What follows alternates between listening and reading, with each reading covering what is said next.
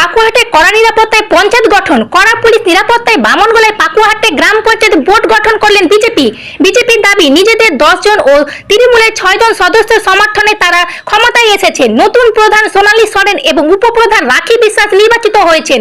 প্রতিক্রিয়া শেষে আবির ও জয় শ্রীরাম স্লোগানে বিজয়ী মিছিল করে সমর্থকেরা।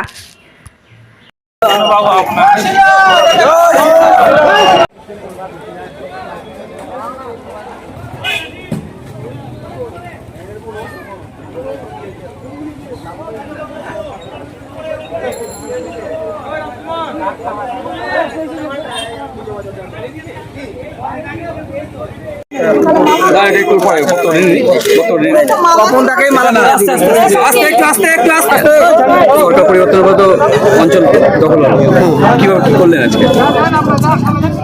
আমাদের বিজেপির 10 জন মেম্বার ছিল, এই 10 জন মেম্বার নিয়েই আমরা প্রধান করলাম। তৃণমূলের কোন সংসদ রয়েছে? না, তৃণমূলের সমর্থন একাই কতজন সদস্য এই টোটাল 30 জন, 30 জন। কতজন আমরা 10 জন। 10 জন মিলে হলো, তাহলে এখন বর্তমানে বিজেপি দখলে আসলো।